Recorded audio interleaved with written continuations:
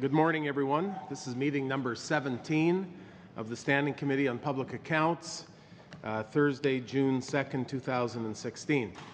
And I'll remind everyone this morning that we are televised, and so I would encourage you to take your cell phones and put them on a silent mode. I have a new phone. I think I have it on silent mode, but we'll find out, hopefully. Also, today we're conducting a hearing on report number 2 of the spring 2016 reports of the Auditor General of Canada entitled Detecting and Preventing Fraud in the Citizenship Program. We have appearing before us today the Department of Citizenship and Immigration, Anita Bigzis, Deputy Minister, Robert Orr, Assistant Deputy Minister of Operations, from the Royal Canadian Mounted Police, Brendan Heffernan, Director General, Canadian Criminal Real-Time Identification Services, Jamie Salem, Officer in Charge, Federal Coordination Centre, Canada-US, and from Canada Border Service Agencies, Denis Vinette, Acting Associate Vice President, Operations Branch. Finally, we have from the Office of the Auditor General of Canada, Mr. Michael Ferguson, our Auditor General of Canada, and Nicholas Swall, Principal.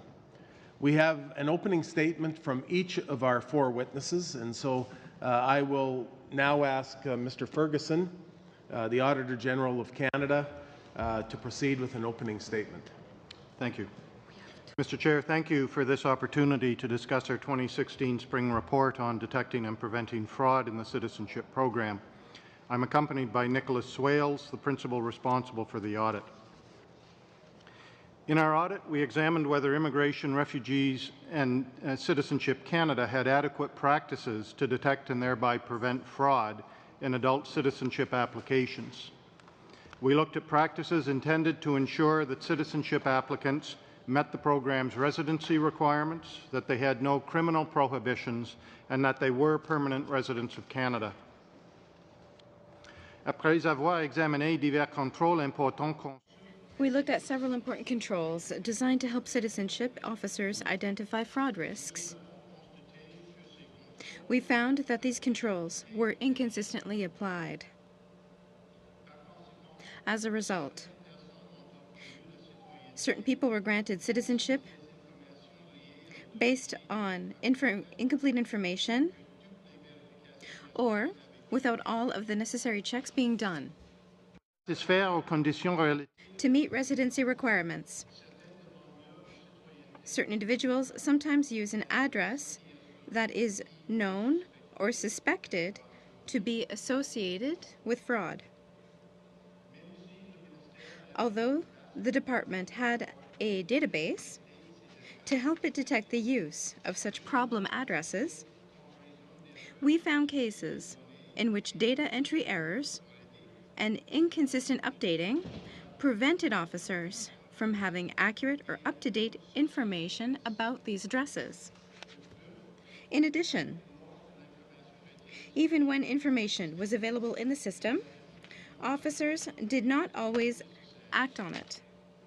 For example, in 18 of 49 cases under review, citizenship officers did not carry out the required additional procedures when the department's database system revealed the use of a problem address.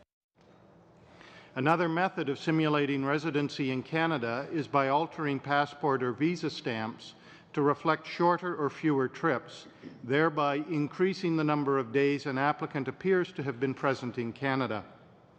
We found that the department's practices for dealing with suspicious documents were inconsistent and that its guidance was ambiguous. As a result, some regions seized problem documents, but others did not, creating a risk that fraudulent documents would continue to circulate. The department's task is further complicated by poor information sharing with the RCMP and the Canada Border Services Agency. Although each citizenship applicant undergoes a criminal clearance check early in the application process, we found that the department had weak processes for obtaining complete information about criminal charges. We looked at 38 cases in which the RCMP should have shared information about charges with the department and found that it had shared the information in only 2 cases. We also found that after the criminal clearance check was completed, the Department had no systematic way to obtain information directly from police forces other than the RCMP on criminal charges against citizenship applicants. Pour ce qui est des enquêtes menées sur les cas de fraude, With regard to investigations of immigration fraud by the Canada Border Services Agency, we found that the agency had not shared information that was required with the department in 11 of 38 cases we examined. We also found that Immigration, Refugees, and Citizenship Canada did not have in place all the elements it needed to successfully manage fraud risks in the citizenship program. For example, the department did not have in place a rigorous process to identify, understand, and document the nature and scope of citizenship fraud risks. As a result, the department could not make informed decisions about which risk indicators it should use to detect or prevent residency fraud. Furthermore, the Department did not have a way to verify that existing measures to detect and prevent fraud were working as intended. As a result, several adjustments that the Department recently made to its fraud control measures were not supported by evidence. We made 5 recommendations to Immigration, Refugees, and Citizenship Canada, and 2 recommendations to both the Department and its partners, that is, the RCMP and the Canada Border Services Agency. All 3 organizations agreed with our recommendations and have committed to taking actions to implement them. Monsieur le Président, je termine ainsi ma déclaration. Mr. Chair, this concludes my opening remarks. We would be pleased to answer any questions the committee may have. Thank you. Very much, sir, and we'll now move to Ms. Biggis and her opening statement. Thank you very much. Bonjour, Monsieur le Président. Je suis heureuse. Good morning, Mr. Chair. I'm very pleased to join you this morning in order to examine the spring 2016 reports of the Auditor General of Canada. My Department of Immigration, Refugees and Citizenship, Mr. Robert Orr, Assistant Deputy Minister Operations. We also have from the Canada Border Services Agency, Denis Vinette, Acting Associate Vice President Operations, and from the RCMP, Chief Superintendent Brendan Heffernan, Director General, Canadian Criminal Real-Time Identification Services, and Inspector Jamie Solesma, Officer in Charge, Federal Coordination Centre, Canada, United States. So let me just open my comments, Mr. Chair, by saying that my department, IRCC, completely agrees with the Auditor General's report recommendations. They will help us to continue to improve our processes, and departmental officials are already working quickly to effectively implement them. In fact, we have already made many improvements. We have introduced new procedures on dealing with applicants using addresses flagged as high risk. We have already provided better guidance to citizenship officers, and work is underway with the Canada Border Services Agency and the RCMP to improve information sharing.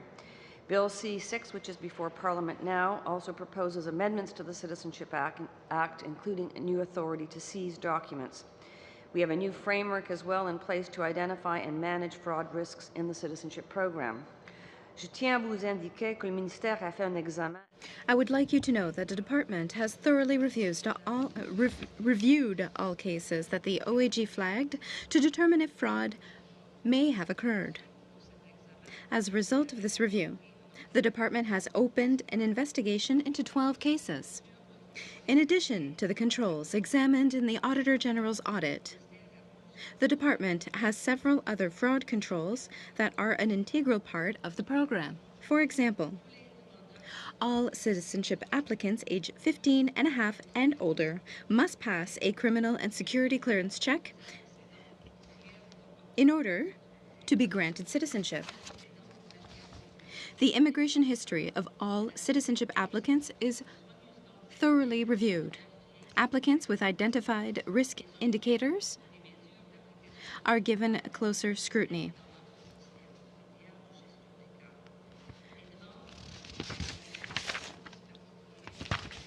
Citizenship officers review CBSA information. Applications with identified risk indicators are given closer scrutiny. Citizenship officers also review passenger travel history and examine original documents during in-person interviews. Furthermore, centers of expertise deal with complex cases to better detect fraud patterns and trends. Legislative changes have already strengthened our ability to deter and deal with fraud. These include increased penalties for fraud and the requirement that consultants be members in good standing of a regulatory body. A new citizenship revocation model has been in effect also since June 2015, which is more efficient and less costly to the government. I'd like to now just very quickly review 4 specific areas identified in the Auditor General's report. The Auditor General's report drew attention to cases of potentially fraudulent addresses. These addresses known or suspected of being associated with fraud based on information from the CBSA, the RCMP, or our own citizenship officers. The Department has already issued better guidance to citizenship officers in inputting information into our databases so that these problem addresses can be identified more reliably and appropriate action taken. It is also important to understand that having a problematic address does not necessarily mean an applicant is committing fraud. There is often a valid reason why many applicants would have provided the same address. Secondly, le ministère a clarifié les pouvoirs liés à la... The Department has clarified the authorities related to document seizure and provided detailed guidance to officers on the process to seize suspicious documents. Citizenship officers now have access to Canada Border Services Agency's Lost, Stolen, and Fraudulent Document Database. Furthermore, Bill C-6, an act to amend the Citizenship Act, which the government introduced in February, contains amendments that would provide new authorities for the seizure of potentially fraudulent documents. IRCC routinely receives information from its passport program, other government departments such as Public Safety, Canada Border Services Agency, or the RCMP. We are actively working with our security partners to ensure the department has the most up-to-date information possible. We have engaged the RCMP to review the optimal timing for conducting criminal screening while bearing in mind the need to process citizenship applications in a timely manner. We are also establishing processes for the RCMP to share information on criminal charges impacting citizenship applicants with IRCC after the initial screening.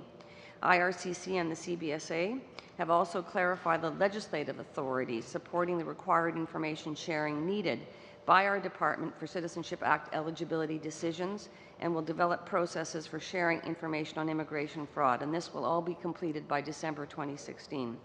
Le quatrième point, dans le cadre de ces efforts... Fourth point. As part of its ongoing efforts to improve program integrity, the Department developed a systematic, evidence-based approach to identify and manage risks of fraud. This includes establishing baselines, as well as monitoring trends. Under this framework, the Department evaluates risk indicators to verify that they are consistently applied and that fraud controls are working appropriately and as intended. This analysis will help us make changes if changes are needed. The committee members for your attention, and we will be pleased to answer your questions. Thank you very much. We'll move into the first round of questions, and from the government side, we have Mr. Lefebvre for 7 minutes, please. Merci, Monsieur le Président. Thank you, Mr. Chair. There's no doubt that when we reviewed the spring reports, this report really came to light for us as a major concern. I'll highlight a few of the statements from the Auditor General that comes to light and that presses upon us the urgency of dealing with this matter and very quickly. He says, with respect to checking the problem addresses, is that they found that when information was available in the database, citizenship officers did not consistently act on it. With respect to identifying fraudulent and altered documents, is due to holes in IRCC's processes for detecting fraudulent documents, not only could perpetrators avoid detecting and prosecution, but fraudulent documents may continue to circulate for use by other ineligible applicants. With respect to obtaining information from the RCMP about criminal behavior, it says the result, according to the Auditor General, is that the process for sharing information on charges against permanent residents and foreign nationals was ad hoc and ineffective. So we have a consistent statements from the Auditor General that there either seems to be a human problem. Some of the employees at IRCC and that deal with citizenship applications are not competent. There's a lack of human resources, and maybe there's a lack of technical resources, or there's a lack of financial resources. Now, before I continue, what is the budget at IRCC, and what was it in 2011, and what was it in 2015? And if you can answer that first question. Mr. Chair, the budget for the citizenship program, which this is focused on in 2015-16, was $62 million. What was it in 2011? I'd have to go back and verify that and provide that to the committee and to the chair after this meeting. And here's why I'm asking that question, because also in the report in 2012, the IRCC issued a public warning that nearly 11,000 persons were linked to residency fraud investigations. And then in 2014, we had the highest ever increase of Canadian citizens being accepted in Canada, over 260,000 people. So if the budget was cut, or if there's not a budget change to deal with more of these applications, and we have a data problem, there's a lot of things that can fall through the cracks, as we say. That's why I'm asking that question, if we can determine what was the budget. Mr. Chair, my colleague has just provided information that in 2013 the budget was $50 million for the citizenship program. $50 million. Okay. Mr. Chair. Thank you. So, just with respect to these inconsistencies, how do you expect the increase in volume affects IRCC's ability to detect fraud in this citizenship program? If I may begin, Mr. Chair, I think, as I indicated in my opening remarks, we take the Auditor General's report very seriously. An action plan had been put in place by the department back in 2012 in the absence of what previously had been in place in terms of a risk framework and an attempt to put in better fraud control measures. I think, as with any system, there are always improvements that can be made, certainly, and as I say, the Auditor General's report, I think, has provided some very invaluable guidance to us in terms of the various measures that we have to do. I think the lessons learned that we have come from this is that our guidance to officers has had to be improved. We actually always do issue guidance to citizenship officers, but I think clearly issues have arisen in terms of consistency across the system. We do provide significant training to our citizenship officers. They have to go through level 1 and level 2 training. They have to pass an exam before they can make a decision maker, before they can make decisions, render decisions in cases. So in fact, we have actually, as I say, already taken on board the recommendations that have been made. We have in fact updated our guidance. We have issued new program delivery instructions. We've strengthened the guidance on, for example, on problem addresses, also on how to identify fraudulent document, issues around fraud controls, trying to make the procedures more consistent, for example, in terms of inputting addresses using and making it clear that officers have to use the Canada Post guidelines in terms of inputting addresses, enhancing the training that we have. And the other thing, as I mentioned, is we actually have also, in fact, developed a much more enhanced program integrity framework, which we are sharing with staff as well, which includes quality control and quality assurance processes, and that will include our ability to do random targeting, outlining clearly roles and responsibilities, but also, as I say, making sure that we are doing regular anti-fraud quality assurance and quality control exercises. So that's great. That's an ongoing from basically 2015, 16 that you started this? The program integrity framework, which I just mentioned, we have, as I say, we did have one in place, but clearly it needed to be improved and strengthened. Clearly, yes.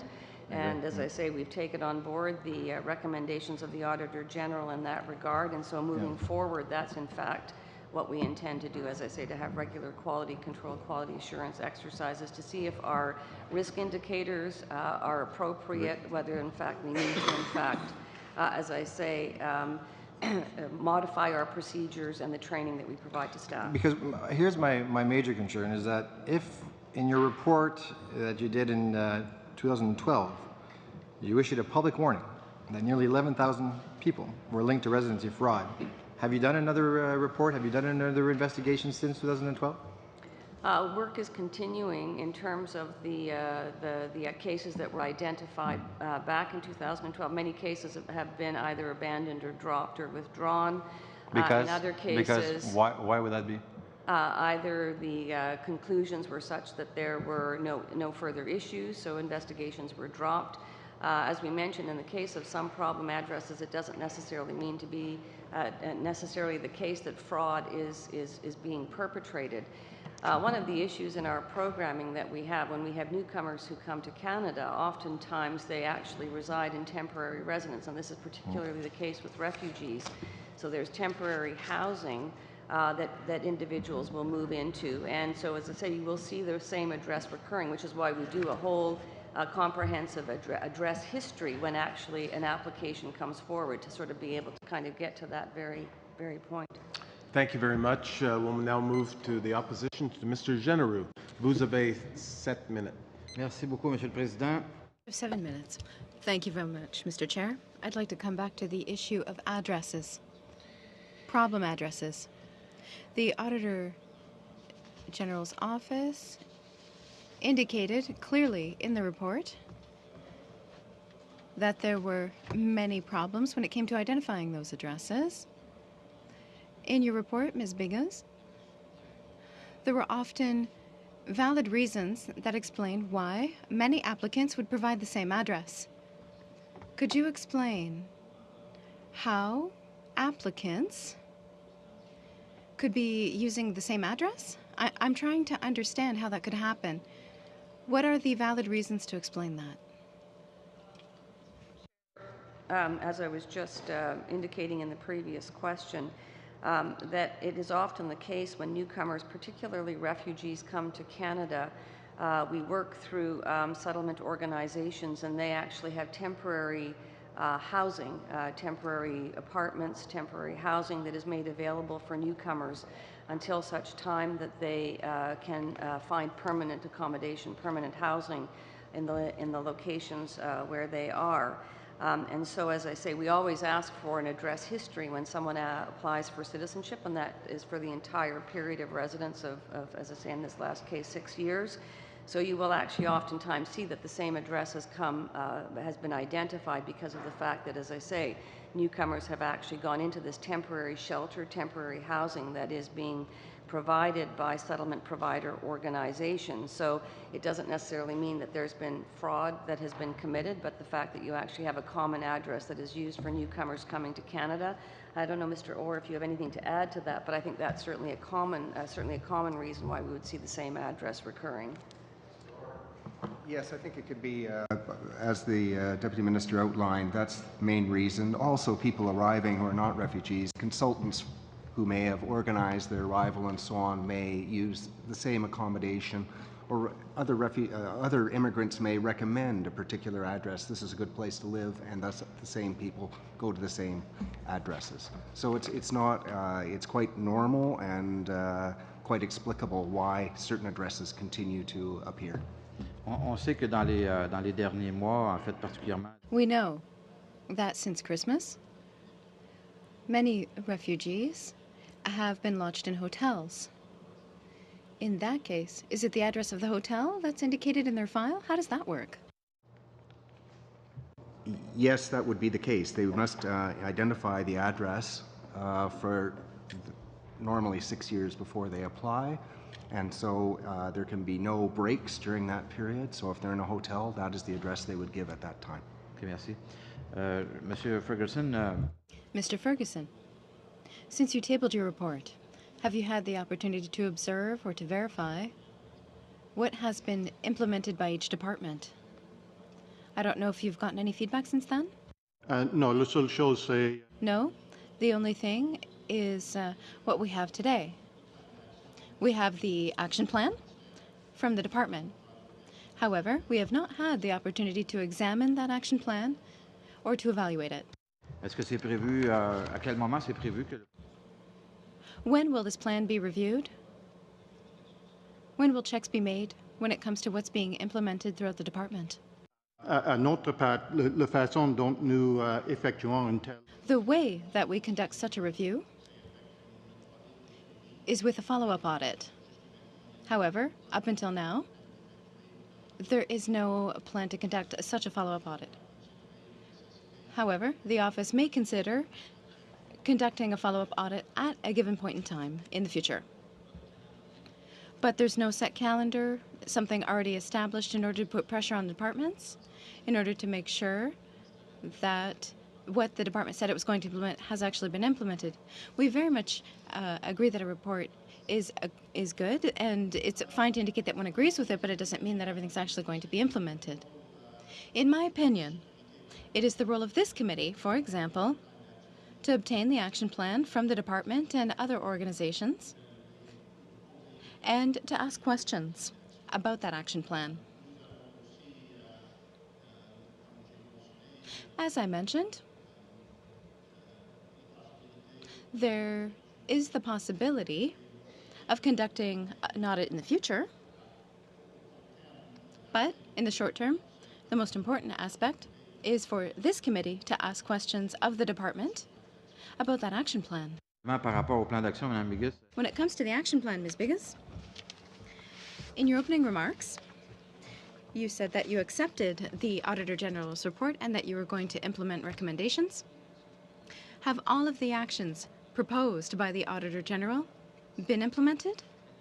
If so, how far along are they? Mr. Chair, we are well on our way in terms of implementing the action plan. Dates are indicated, certainly, as I mentioned already. We have already updated our guidance. We've significantly strengthened and enhanced our guidance, our operational directions to staff.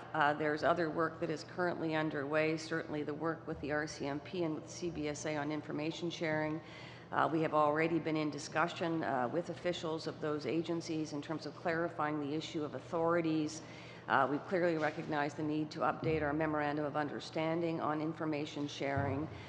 And as I say, our outline in the plan is to actually have updated information sharing agreements in place with those agencies by December. If I may just say as well, because we do take this, and I personally as the accounting officer take this very seriously, our program integrity framework, which we have significantly enhanced, that includes quality control and quality assurance, includes a requirement to come to the executive committee of the department, which is chaired by the deputy minister every year, with the outcome of all of the quality control, quality assurance reports. The management action plan also is something that is the subject of examination by the departmental audit committee. The departmental audit committee is chaired by an external member, includes external members outside of the department. So in fact, the audit committee provides a challenge function to the department and to the deputy minister to make sure that we are indeed following through on the commitments that we have made in the management action plan. So that is our internal way of trying to make sure that we are keeping our own feet to the fire and that we are taking this seriously and following up on these actions, because we do recognize that this is a serious issue and that we have to make sure we're seeing it through. Thank you very much. Unfortunately, our time is up. We'll move now to Mr. Christofferson, please, for 7 minutes. Very good. Thank you very much, Chair, and thank you all. Good to see you again, Auditor General and your staff, and welcome to our other guests. Chair, I just wanted to maybe open up with a thought, a suggestion. The AG just acknowledged that his office has not had a chance to review the action plan. And that's understandable, because oftentimes they don't arrive until the day before, even the meeting of, although we like it to get it ahead of time. As long as it's here, we're willing to accept that. But I'm wondering, just in terms of our constant review and doing our business better as we ask others to do theirs better, I wonder if we could work on some kind of a protocol that would give the Auditor General an opportunity to look at that action plan and give us some advice. You'll recall, Chair, that recently we were looking at some dates. Colleagues, we were working, I can't say too much because we're in public, but we were working on a report and we were working on some deadlines. And one of the things we said was, well, is that a reasonable request? Now, if we ask the principals, of course, they're likely to say, oh, totally unreasonable, come along.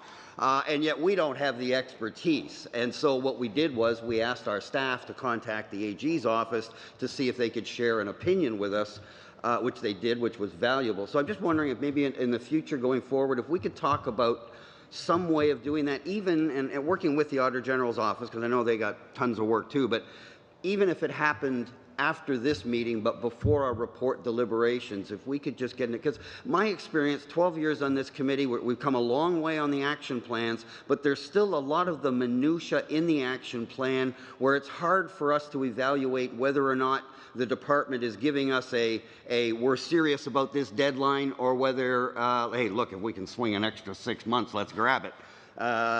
We have no way of knowing. So I would just suggest maybe that's something we can talk about perhaps at a steering committee as a way to improve the work we're doing and have more accurate information. Because that action plan, as you know, Chair, is everything. That's the piece that says, here's what went wrong, here's what we're going to do in the future, and here's the detailed commitments we make with deadlines. And I think we need to up our game in terms of our evaluation of that so that we can identify where there's weaknesses and also give credit where something is being aggressive and they're hitting some good targets, and we can say so. So I leave that with you.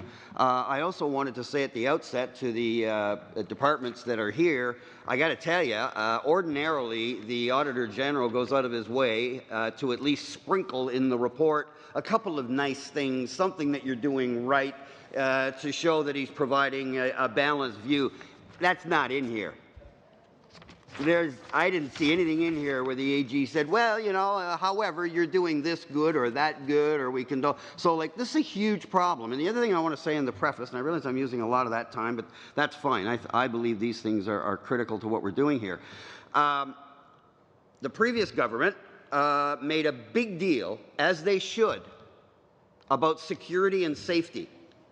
But there's a lot more to security and safety of Canadians than just guns and jets. And all through this, we're talking about risk assessment, risk.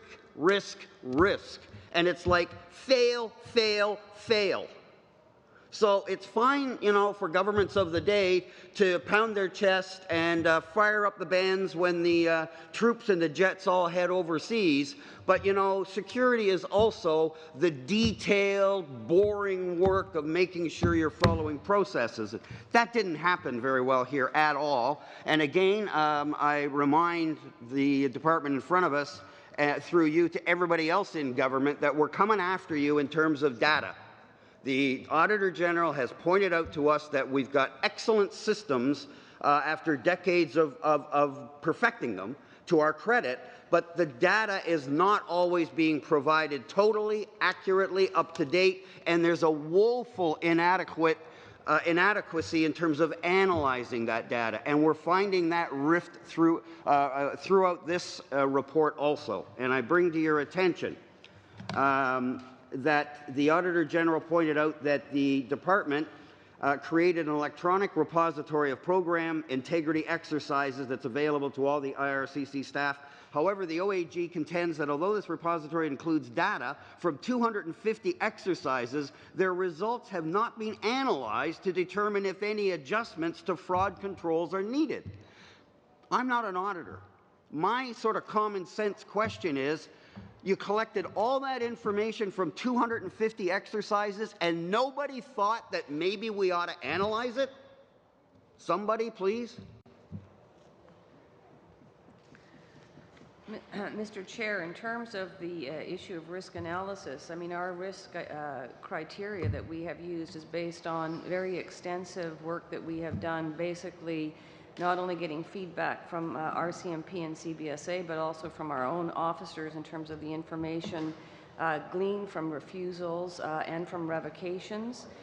So we have looked at that. We also have done extensive interviews with judges who also... I'm sorry, I don't mean to ruin it. Are you talking about the past, or the current, or the future? Because I'm talking about the fact that 250 exercises took place, data was collected, nobody thought, gee, maybe we should, I don't know, analyze the data? That's my question. How could it be that we have this 250 exercises of data being accumulated and nobody seemed to think that it was worth maybe analyzing it? Mr. Chair, the undertaking that we have made, I think, clearly recognize that we need to do better and we need to do more. We need to improve our processes. Now we're getting closer. We have had an action plan in place, Mr. Chair. We actually have been putting in measures that have been looking at fraud detection and fraud control. Clearly, we need to do better. We need to actually improve the work that we're doing. We actually have put in place now, we're moving forward, a systematic evidence-based approach to identifying and managing risk. It includes certainly quality assurance, quality control, which means we will, in fact, be doing strengthened activities, analyzing, and we have actually had our framework validated by an independent third party to make sure that we have checks and balances on ourselves in terms of what we're doing. So in fact, we will be doing exercises, I think, as much as 3 times a year to get the feedback that we need as part of our work plan, as part of continuous improvement, including random targeting. So I take the point, Mr. Chair, we need to do better. That's the reason that we have, in fact, put in place now and are working towards a much more strengthened framework in terms of dealing with fraud. Thank you very much. Thank you. And we'll now move back to Ms. Zahid. Thank you, Chair. I'd like to thank all our witnesses today. So I'll touch on the topic of sharing information between IRCC, CBSA, and RCMP. The Auditor General's report has provided information that the process for sharing information on charges against permanent residents and foreign nationals was ad hoc and ineffective. In relation to the RCMP and IRCC, and also in relation to CBSA and IRCC, can the respective officials provide specific insight on the current system of information sharing beyond the responses in the spring report regarding the possible course of action that can be taken to enhance and solidify this process of sharing information among these 3 departments?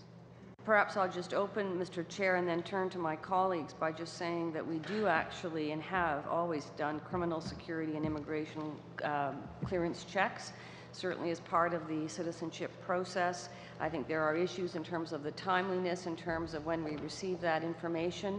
And so, as I say, that is work that we're doing in terms of trying to improve our processes with the RCMP and with the CBSA. And I'll just turn to my colleagues to maybe elaborate on that a little bit further. Yes, good morning. In regards to the information sharing, there's a number of different considerations that must be taken into place. So if we look at the MOU, and we talk about the MOU which exists between the RCMP and IRCC, which was completed in 2012, there is provisions in there to share information. However, within that MOU, it does not place the limitations that exist for law enforcement in the sharing environment, i.e., the Privacy Act, Charter of Rights, Human Rights. There's a number of different factors that aren't outlined specifically in that MOU that everyone must keep in mind when there's obligations or they feel there's obligations on law enforcement to share with other agencies. Every agency has their own sharing processes and protocols in place, as does the RCMP. It's a matter of determining when that information can be shared and how it should be shared. When you look at the cases that we're discussing here as far as citizenship, you also must remember that when the police are doing an investigation, it's not necessary or maybe not evident what the nationality or the immigration status of those people are, and it may not surface within an investigation. For example, if an officer is dealing with somebody that's charged with a simple theft charge, they may not question them on their citizenship or their status because it doesn't seem applicable to the offense. Whereas if you're dealing with somebody with a citizenship fraud or an immigration fraud, their citizenship and their status becomes a factor in that. I should also add in that regard, citizenship or their immigration status, whether they're a permanent resident or whatever their status is, may also come in play when a person is arrested and then they're being released. There's a clause within the criminal code that if we feel there's a flight risk, their citizenship, they may be asked in regards to their status to ensure that the person's not going to flee. So moving forward with the memorandum of understanding, I think that those guidelines have to be clearer, which would exist between our agencies. Furthermore, we need to examine what IRCC needs to fulfill their obligated duty. And the RCMP, we have to balance that with the expectations on us by the other legislations that are placed upon us to protect the privacy of every individual in Canada. So there's a balancing act that has to be there. I think in regards to the information sharing, there are processes in place. They have been effective in circumstances. There's actually one back in October of 2015 where there was a number of individuals that were connected to an organized crime case where some were deported. There was a variety of charges.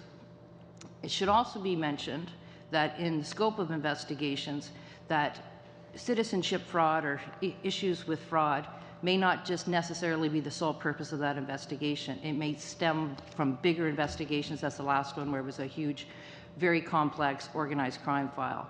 That was an effective means to demonstrate how well our agencies work together. Are there challenges? Yes. Do we need to be better at trying to be able to determine what people's status is going into investigations to figure out at what point we can share information? The complexity of investigations also makes it difficult to share at times. If there's an investigation that stems in several different directions, providing notification to another agency may impact negatively another investigation that's part and parcel of that. So we are aware of all those circumstances. Information sharing is key to a whole of government approach to security for national security, for economic security, for all the security needs of our country. Those are required because every agency holds information which may be required. So how would RCM, what measures would IRCC take to ensure that, okay, the Privacy Act of the individuals is respective, but you get ongoing information when the applications are in process? Perhaps I can just clarify, Mr. Chair. In terms of the current process, we actually, in terms of conducting criminal clearance processes, that we do send information through our global case management system, which is a protected system. We send it to the RCMP. CBSA also has access to it. And basically, we can do a criminal check very quickly. In some cases, fingerprinting may be required of individuals if fingerprints are required. And that's certainly the case in a certain percentage of cases. That certainly may take longer in terms of getting the results back, certainly from fingerprinting. So as I say, we currently do have processes in place for the exchange of information. I think what has been identified is the need for, more timely information sharing in some cases from the time when we actually make a decision in terms of from when the time is that we actually receive some of the criminal clearances. I would just actually say as well, though, in addition to, of course, doing the importance of doing criminal security clearances, we do look at our immigration clearance checks as well in terms of making sure that no issues have been raised. But we also do check the border passenger entries of individuals. That's another way of verifying whether there have been issues. We do an in-depth program integrity interview. That's another way of actually being able to identify whether there are issues. Our officers are trained. We've enhanced the training on this and the guidance in terms of the need to look at the original documents and verify them against sample documents. So as I say, and we have centers of expertise as well that actually have experience in terms of identifying the kinds of issues that officers should be looking at. So it is actually a number of different factors that are actually taken into account in addition to, of course, the work that the RCMP and the CBSA actually does with us and the information they provide. Thank you very much. Unfortunately, again, we're out of time, and we'll go back to Monsieur Genereux. This time, 5-minute round. Merci, Monsieur le Président. Thank you, Mr. Chair. If I understand correctly, the Auditor General drew some conclusions. Were you expecting those conclusions to be drawn, Ms. Biggis? And I'm sorry, I don't have the other name. For the representatives for the RCMP. Were you expecting those conclusions? Mr. Chair, I think no system is perfect, and I think that it would have been surprising to me if there hadn't been issues identified. That's the role of the Auditor General. I think, as I say, every program always needs to look at itself in terms of ways to make improvements. I think certainly, measures were put in place in 2012. There have been enhancements that have been made to the program. So I wouldn't want to leave the impression that there has been no system or no process in place. I mean, I think we have had some very effective measures. The question is, were they good enough? And I think clearly the Auditor General has helped to identify the fact that no, we need to do better and we need to do more. So we have taken that on board, and I think the issue from the Auditor General's point of view that we have to take very seriously is how do we make sure that we continue to follow up on these things, that we deliver what we say that we are going to commit ourselves to, but that we have a continuous process and that it isn't the Auditor General only having to tell us where the gaps are, where the weaknesses are, but that we actually have measures in place, and that's where our quality assurance, quality control processes are important and will be important to make sure that we are learning continuously in terms of how we can do better. We know that fraud, it can change. People come up with sophisticated means of actually finding ways to get around the system.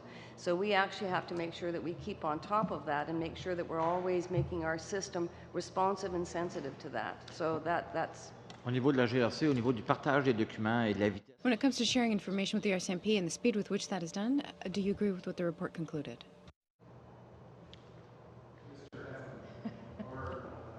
Weber. Okay. We are alive to the fact that timing is critical, and in fact, we're evolving as an operational organization, and it's a continuous requirement to review. With respect to the MOU, it was last signed in 2012, and there has been an evolution of our operational modus operandi, if you will. So we agree that there is a need for the revision of that MOU now to reflect the current realities going forward. In terms of the criminal record checks,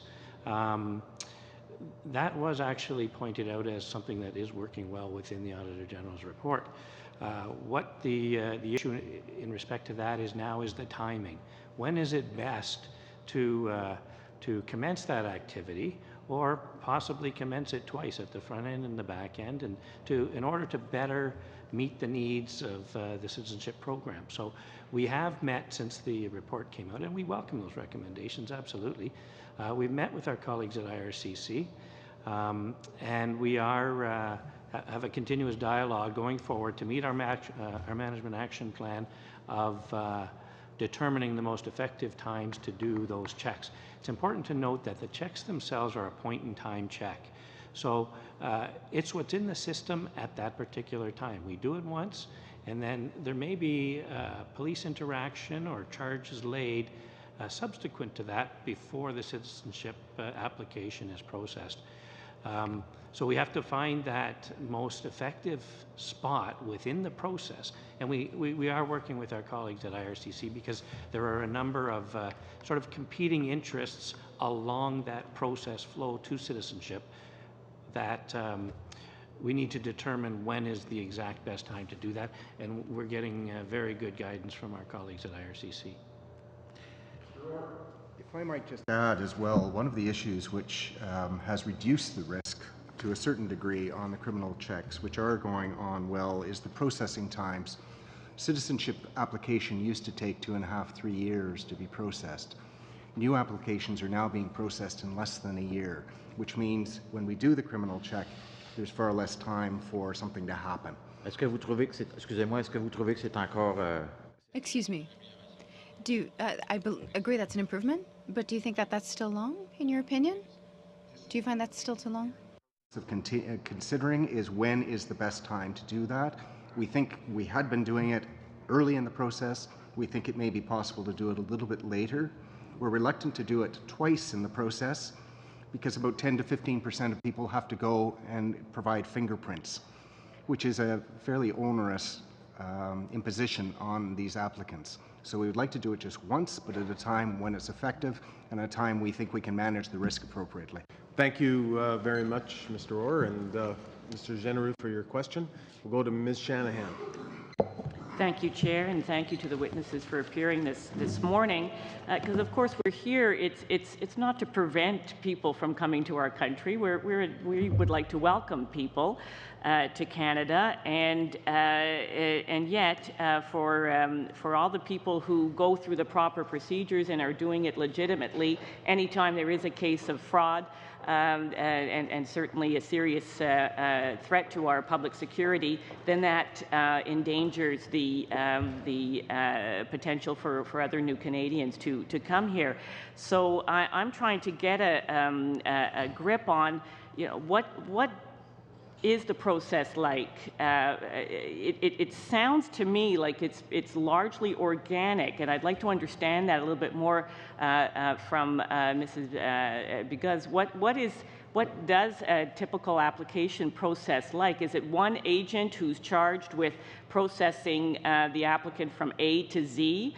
And then, there are problems that are associated with that. It can be, you have a change of agent and they lose track. Because the type of stories that we hear in our offices are files being lost, papers, documents being requested, but not in a timely manner.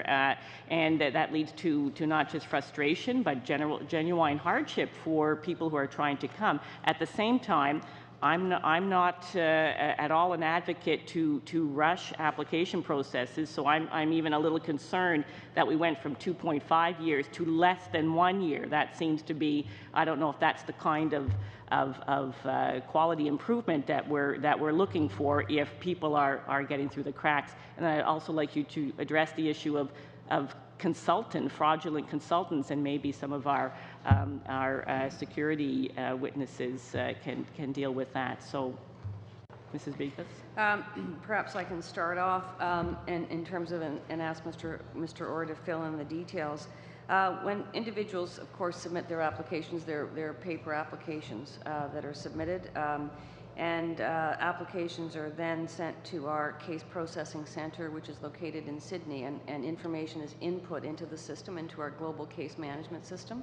And this is where we've tried to enhance the guidance and the instructions to staff in terms of how to input information into the system, particularly around the issue of problem addresses, to try to make sure that we obviate any issues in terms of how addresses are entered. And it's at that stage as well that we can actually already, through the system, identify if there may be multiple addresses because, say, the system will actually help to facilitate whether, in fact, multiple addresses have been already identified at that particular address.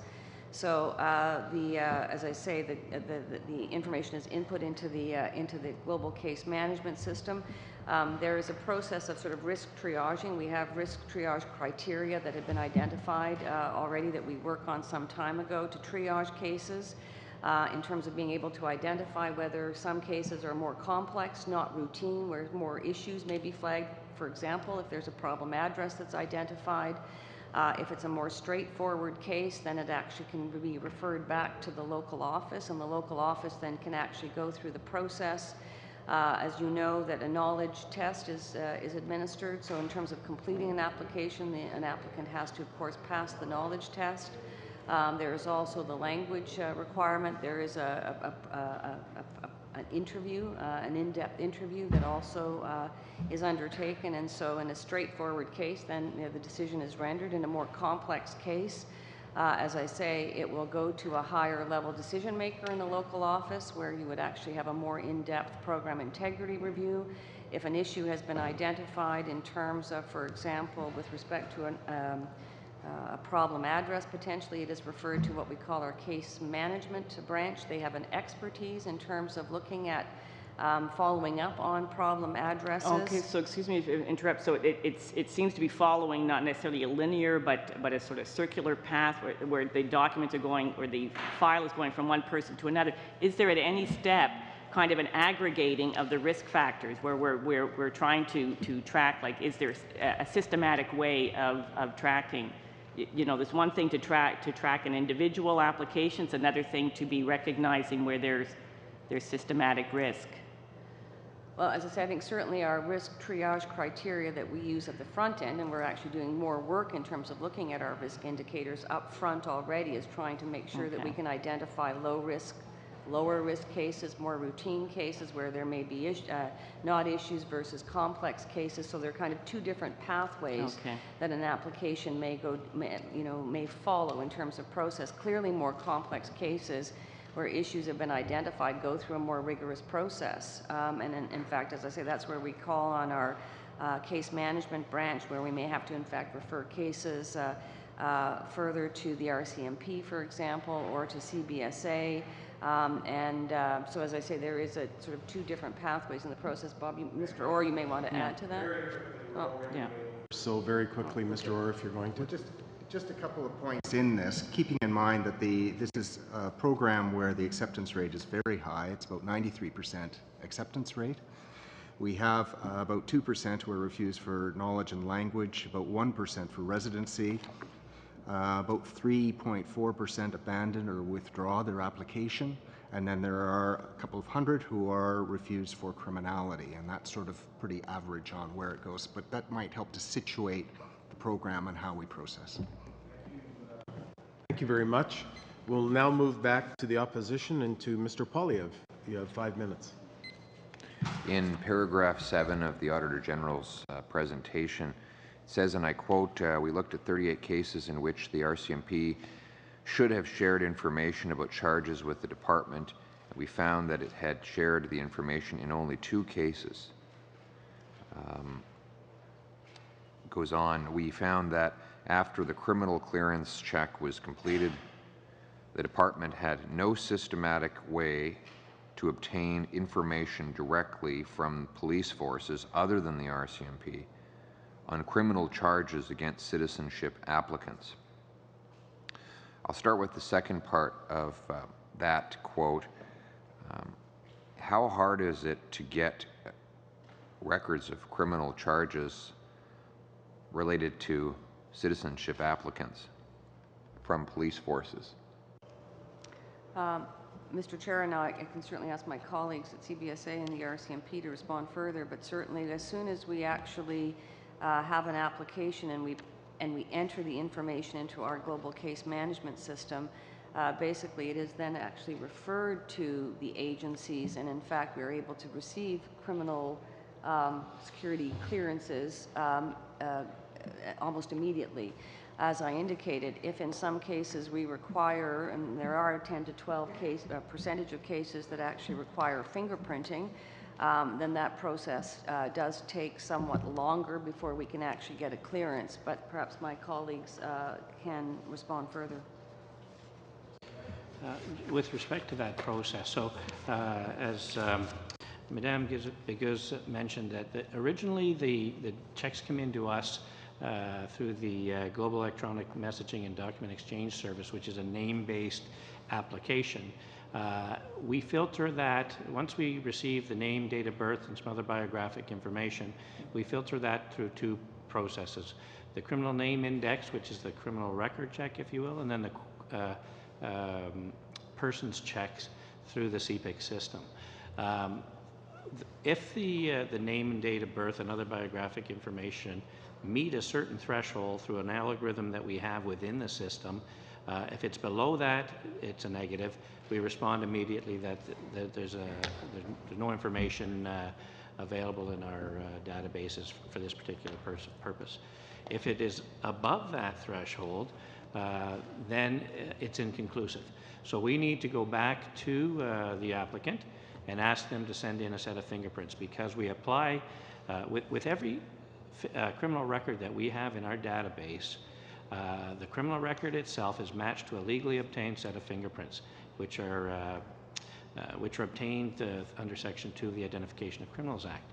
So we know with certainty that the identity of the individual that's submitting the prints is married to that particular criminal record. So we can provide a certified document that says these prints belong to these criminal charges and they belong to the person that submitted the prints.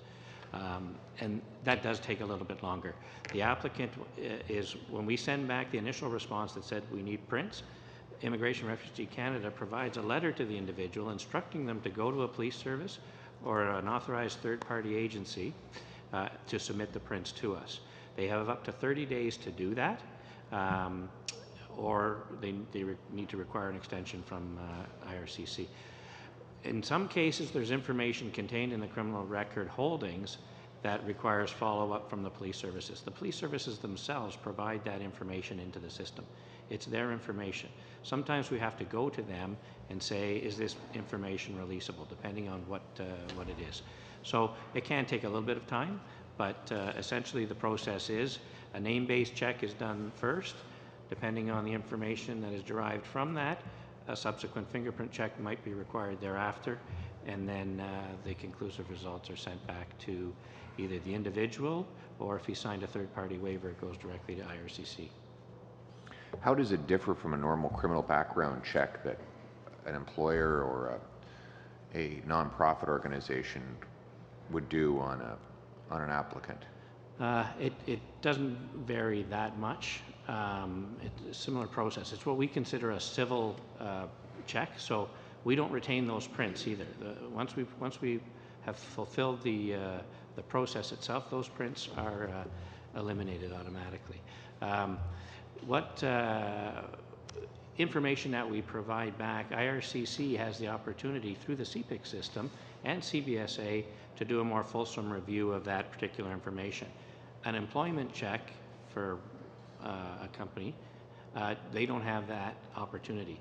Where we have the more fulsome ability to do that additional research is through the CPIC system that our colleagues and partners have access to.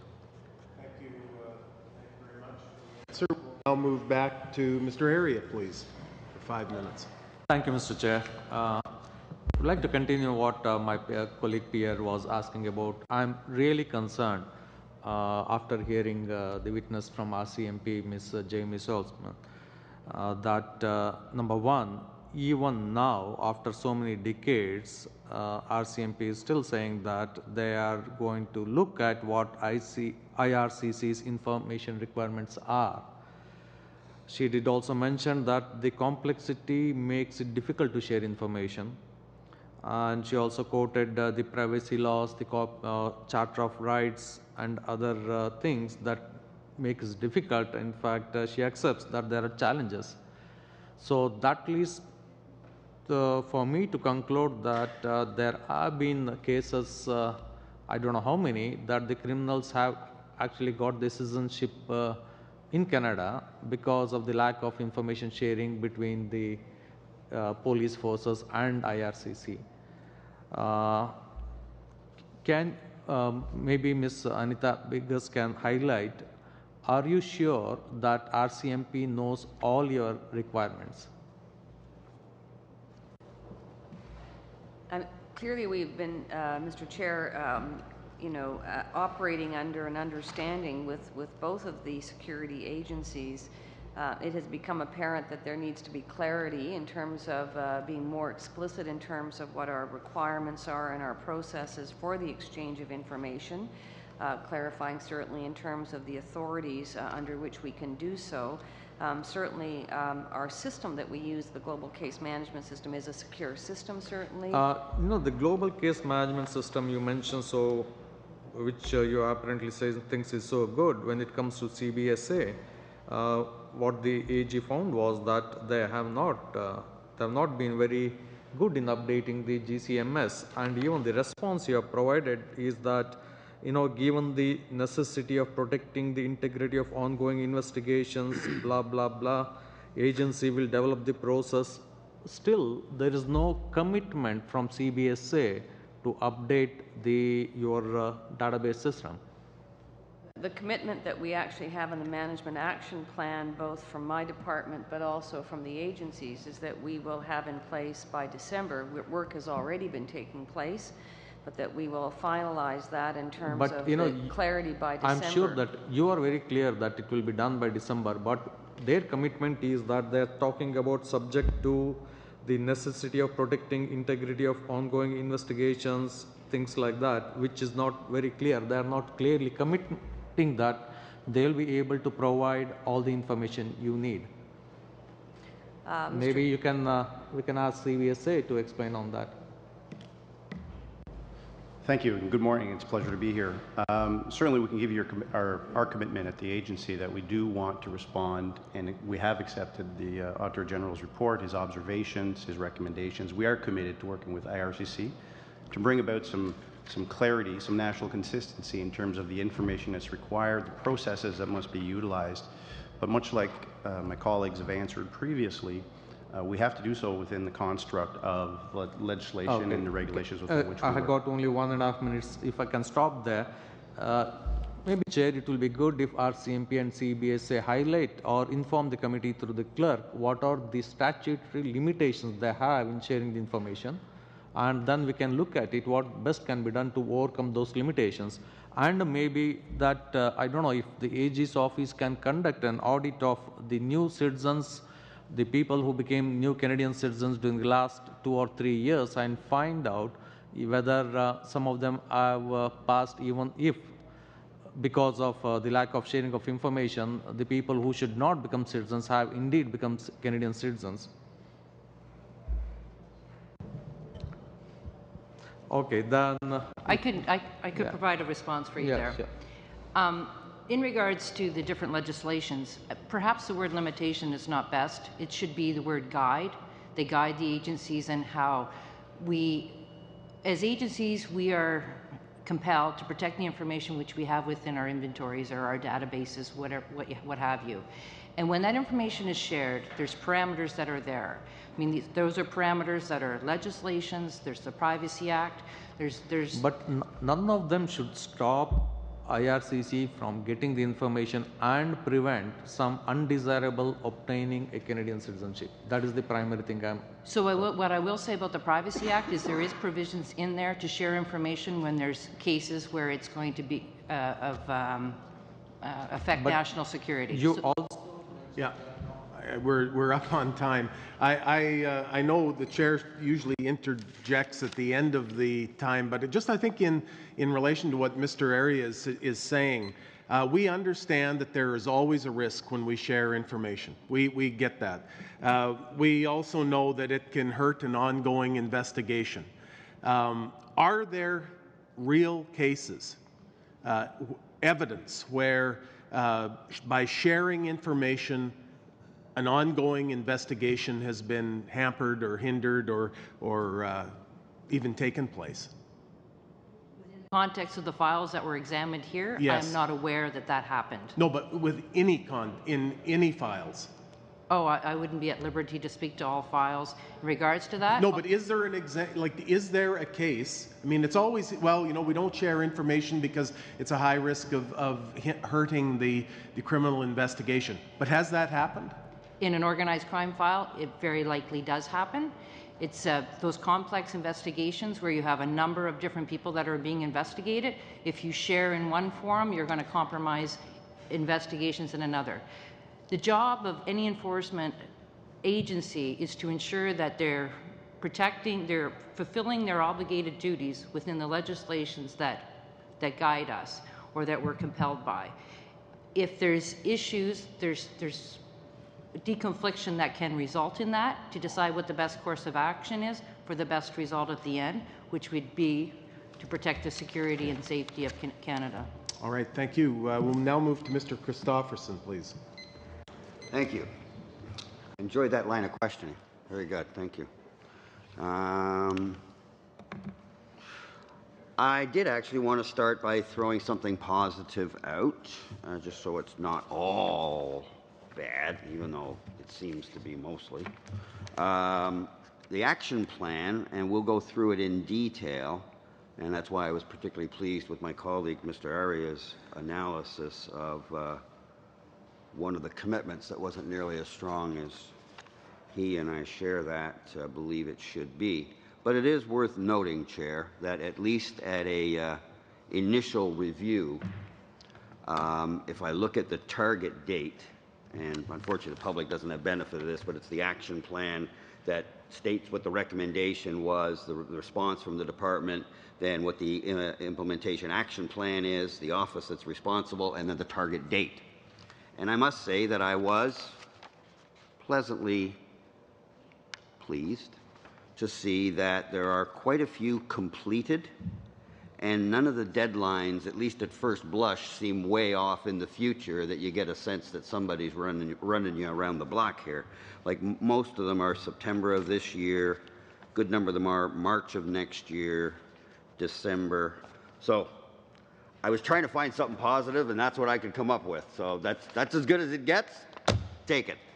Now, back to the part where this is the public court of accountability.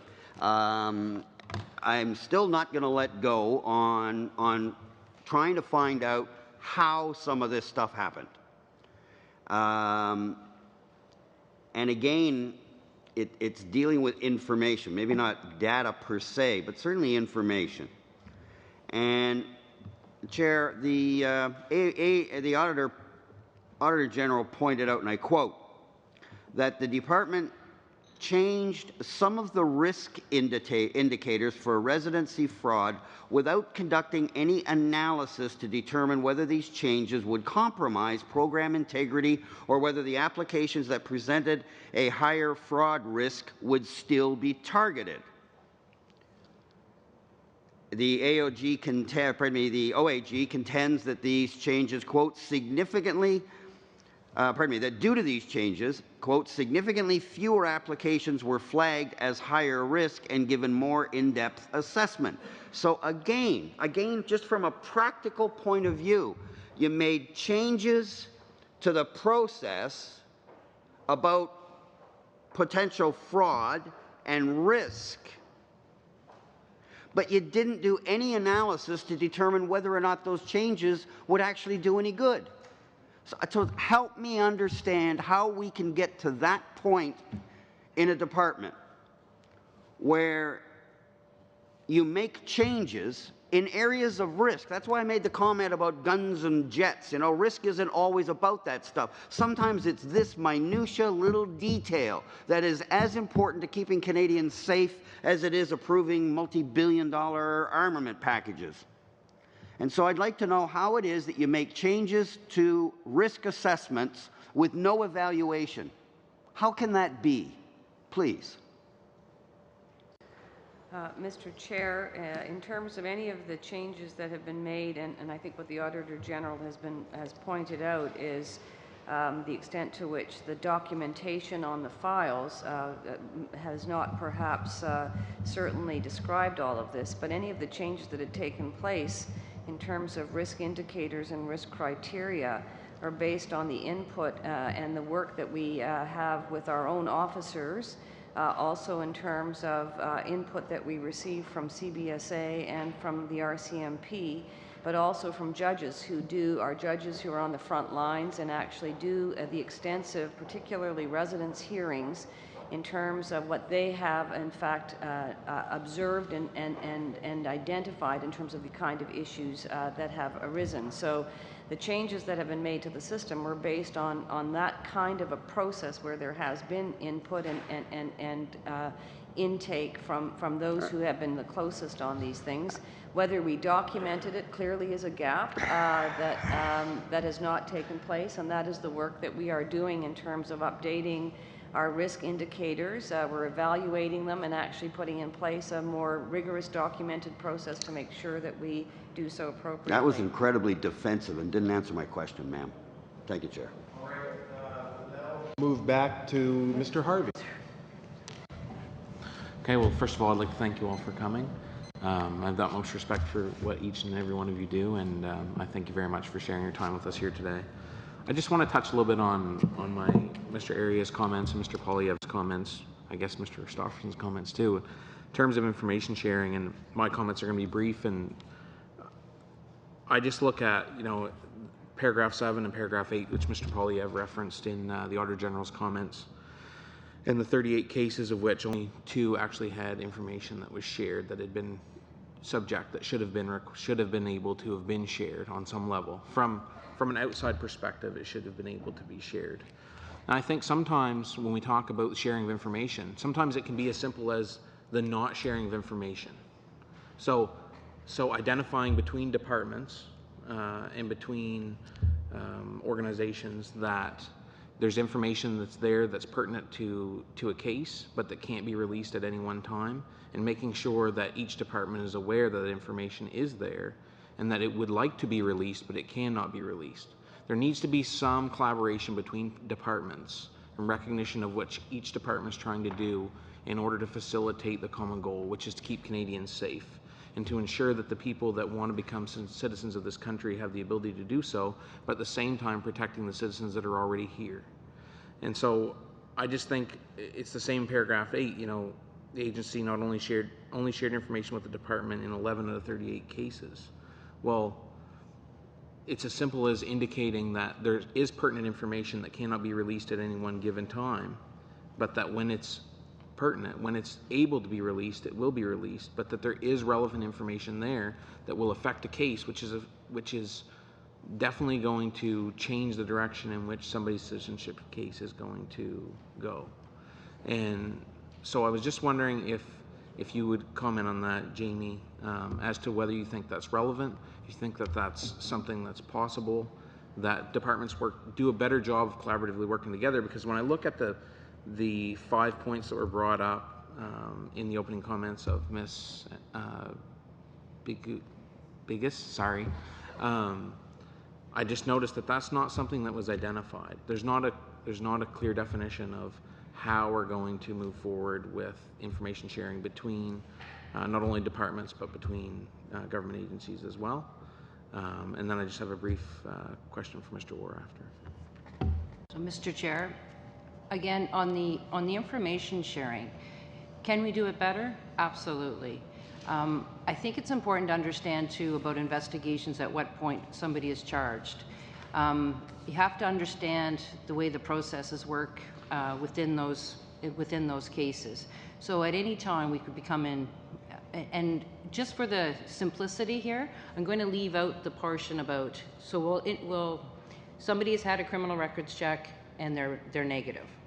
Then the person becomes engaged in criminal activity and is charged, whether it's by the RCMP or another police force within Canada. So there's an ongoing investigation which may or may not be complete by the time the person goes to citizenship. So the person can stay in a charge stage for a while, till they go to court, obviously, or convicted or dismissed or whatever the results are. Within there has to be, we are still compelled by those legislations. Now, I know there's concern about when information is shared. So I bring you back to my comment with respect to, there's two issues. Do we know and we haven't shared, or we don't know so we can't share? And it's unfair to expect that law enforcement is going to target anybody of a different nationality. It goes against our policy framework on unbiased policing. It goes against the Human Charter of Rights if we ask everybody what their status is. So you have to understand that as well. If we were doing that, we'd be here on an audit for going against what we should be doing. So you have to look at that perspective. Yes, we are trying to ensure the safety of Canadians, but we have to do it within the parameters that we're given. If we are aware that a person is an applicant, whether they've told us or because we know through another means or there's a discussion with the IRCC, and we know we have information that we need to share, there is a process in place to do that. Even if we can't share, there's a conversation that can take place. I think the issue and what the committee, with all due respect, is looking for is assurances that every effort will be made to share that information. And the work, we accept the recommendation within the action plan, and work is ongoing within that memorandum of understanding with IRCC. And those concerns, I think you'll find addressed when that MOU is clarified and it specifically states what's required, when it's required, and how it will happen. At present, the MOU doesn't reflect that. It reflects that sharing will take place, but it leaves it open-ended and probably a misconception that it's just a free flow of information. I think all things have to be taken into consideration with regards to that. No, I totally respect your comments. I'm not going to get to Mr. Orr, and I apologize for that. But I guess all I was trying to say was that if somebody files an application for citizenship within the country, regardless of nationality, I wasn't bringing nationality into it. I don't even know why we went down that road. But regardless of nationality,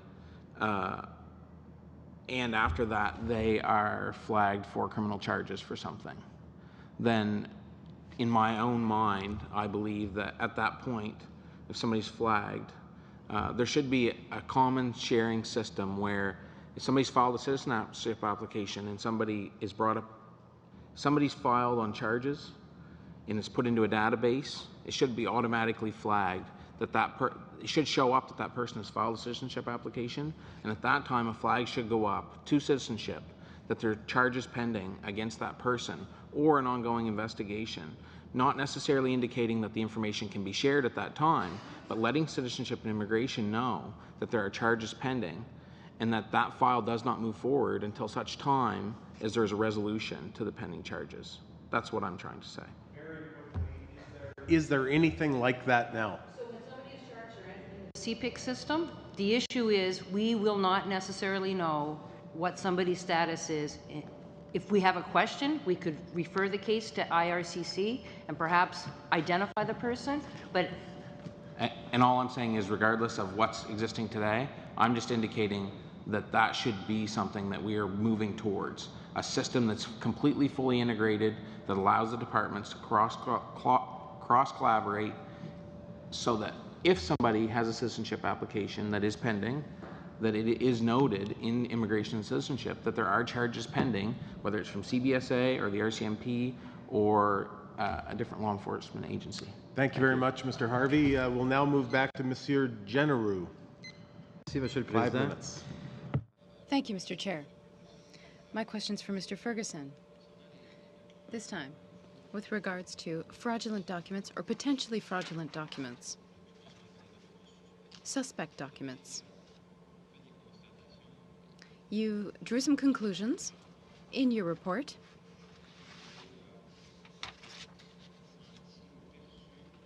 Did you get the impression that there was a real danger or serious risk with regards to that issue in your report, or with regards to what's currently happening? Je pense qu'en général, c'est une... I think that, in general, that this is a risk that was identified by the department as a way that some people try to obtain Canadian citizenship through fraudulent means. It's with suspicious documents or by trying to modify documents. We did identify that the documents are not processed uniformly. In one region, documents were seized, and in another, they weren't. In general, yes, we did identify issues, concerns, because this was a risk identified by the department. I think it's very important for the department to find a way to manage and resolve this problem in order to deal with these documents uniformly. If you will allow, I would like to congratulate you for your French, sir. I'm very pleased to hear you today, especially after the criticisms we received for having appointed you. I think you've made a great deal of progress, and it is to your credit. Ms. Bigus, when it comes to this issue, once again, what's the difference between seizing and keeping a document? With these documents that could be potentially fraudulent, that some people use to try to enter Canada, do you have any examples? Mr. Chair, perhaps I'll just start off by saying that the issue that we had identified is the fact that we don't have the authority under the citizenship legislation to seize a document. So if someone has provided, for example, what appears to be a fraudulent or suspicious identity document, so it might be a passport that looks like it has been altered in some way. Excuse me, are you saying that you do not have the authority to seize those documents when people meet your agents, or officers rather? Correct. Yes, that's correct. Legislation, our officers do not have the authority to seize a suspicious document. Bill C6 before Parliament actually includes that authority now, so if that were to be approved, then our officers could do so. Under the immigration legislation, officers have the authority, or under the Canada Border Services, under the immigration legislation, we can seize documents. But for a citizenship officer, if they suspect that a document has been altered or is fraudulent, they can't actually take control of the document. That has led to inconsistencies in terms of our citizenship officers, in terms of what to do in those kinds of cases when they suspect a document that has been altered. And so we have actually updated our guidance to officers, and there are procedures now. If an officer suspects that there is a problem with the document, they can actually go to a CBSA officer or an immigration officer in the same office. And basically, if it is an immigration document, then in fact the authority under the immigration legislation can be used to seize the document. In the absence of an immigration type concern, in fact, what we have now done to make sure there's consistency across the regions, we have given guidance to our officers so that basically they can, in fact, look at the document. If they suspect the document is an issue, they can ask a client whether we could take control of the document. If a client refuses, the procedures require that official copies are made of the document. So we make official photocopies of the document. We alert our case management branch that is responsible for following up on issues of this nature. We put a red flag in our system, so we do not continue processing that particular applicant for citizenship until we have actually been able to verify that in fact there is no issue with respect to an identity document or a travel document that has been submitted. So as I say, we're hoping that once, if the legislation is passed, that clarity of authority for citizenship officers will be in place. Otherwise, we have other procedures that we've tried to put in place to address that concern. Quels sont les outils que les agents ont pour... What are the tools that officers have to identify potentially fraudulent documents? Do they have specific tools? Officers have been given training on these kinds of things. They actually are trained to look at original documents against sample documents. We actually have officers have access to a fully computerized image retrieval system of travel documents from around the world, so they can look at a document that an applicant has put in front of them and verify it against this. It's apparently, I haven't seen it myself, but a very sophisticated advanced system that you can verify it against travel documents from around the world. Officers also have access now to the lost, stolen, or fraudulent document database. We've given them guidance as well in terms of what to look for in terms of the quality, the color of a document, comparing them against sample genuine documents. We've also actually encouraged our officers as part of our guidance to question any differences, to look at the photograph very carefully, to compare the person that they're interviewing against the photograph. They will ask for secondary documents if they are not satisfied with the documents that they have actually in front of them. So we have put all of this more systematically in our program delivery instructions to our officers in terms of what to look for. But it is part of the training, the ongoing training for staff, and as I say, part of our enhanced guidance and procedures. Thank you very much, and our time is up. Thank you, Mr. Généreux. We'll now move back to Mr. Lefebvre, please. Merci, Monsieur le Président. Mr. Ferguson, can you, in your report at 224, paragraph 224, you say, we observed inconsistent practices for dealing with suspicious documents. In one region, no documents expected to be fraudulent have been seized for in-depth analysis since at least 2010. So for 5 years, or for so prior to that, there was no thoughts of any of the documents that had been presented to that office had been reported as potentially fraudulent. Is that correct? That's correct. And in paragraph 24, what we're doing is we're pointing out the inconsistency in the practices in the various regions. My question is as follows. There's a lot of consultants that make a lot of money with respect to immigrants coming in and helping them out with their citizenship applications. Can these consultants pick which offices that they would go to file these applications? That would be the way that individual applications are assigned to officers, and I would defer to the department to answer that question. But if you're saying in one region that nobody at any of the officers detected anything that was fraudulent for a number of years, and so my question is, again, can a consultant say, well, I'm going to try to direct my clients to go to Kingston all the time? Because I know that one has maybe the checks and balances, and that one are not as strong as the office in Kitchener. So again, what we say is that in that region there were no documents suspected to be fraudulent have been seized. So it wasn't, they may have identified that possibly there was a problem with the document, but they weren't seizing them.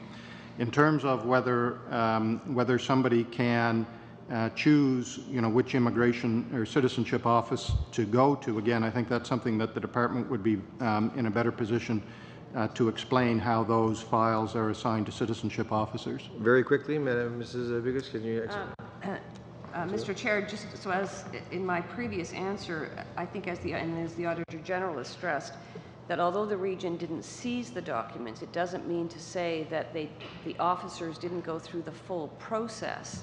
And in fact, if they suspected that there was an issue with the document, it meant that they probably went through a much more extensive program integrity interview and asked for secondary documents. I think the distinction is here, they didn't have the authority to seize the document. So we've tried to clarify that in our guidance in terms of what the procedure should be across the country. Okay, perfect. In terms of applications. Yeah, perfect. But then I'll go to my second one. I respect that and I understand that. Now to my second point, though. Can a consultant or anybody pick an office and say, I will try to get my file to be reviewed by that office? The application is considered in the local office where the residence of the applicant is.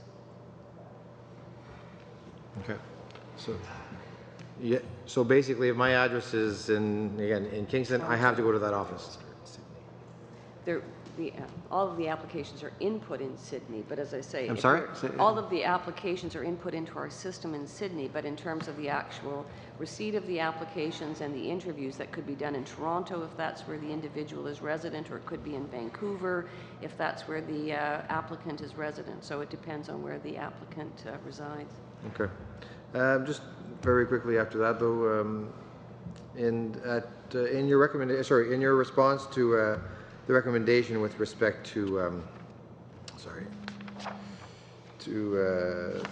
the address, the problem with the addresses, you say the department has established quality control procedures and will undertake a quality control exercise in September 2016 to verify that these processes are being followed. Now, my question is this a one-time verification, or is this going to be continuous? Because a lot of the recommendations, then your responses are saying we will do this, but I want to make sure that this is continually being monitored on a year-to-year basis, or even maybe shorter time frames than that. Yeah, Mr. Chair, yes, the proof is in the pudding, and that is why the program integrity framework that we have now completed and put in place includes very robust quality assurance, quality control processes that actually includes, as I say, every year, but actually 3 times a year, following up on these kinds of things to make sure that in fact the practices are taking place, or if there continue to be issues, that we're changing our guidance to officers in terms of how to do this. I think the only way we can improve is by making sure we have a continuous feedback loop. We also intend to do random targeting in terms of sort of randomly going in terms of assessing whether in fact we're actually getting at the issues that have been identified. Thank you. Mr. Lefebvre, Mr. Christofferson. Thank you, Chair. All I wanted to do was to follow up on Mr. Lefebvre's excellent questions, and it's not a gotcha. It's just I thought it was a very, very good question when the Auditor General had pointed out that there were varying degrees of things happening, and very, very legitimate question was, can some of these high-paid consultants, notwithstanding that there's a main entry point in, I think you said Sydney, is there any way that they could maneuver or game in the system to have a particular application end up in a region where they happen to know things aren't quite as stringent as they might be in other areas? And the answer was, it depends where the applicant resides. And the only thing I wanted to do was just nail down 100% that you have no option. Once it goes in at Sydney, where you reside is the region it goes in, and there is no ability of a high-paid consultant to game that system and have that app end up somewhere else where they have reason to believe that their client would get a less thorough scrutiny. Yes, that is essentially the case, that all applications will go through the Sydney office. They go through the risk triage there. There's no influence. Everyone goes through the same process there. And then it will go out to the office where the applicant lives.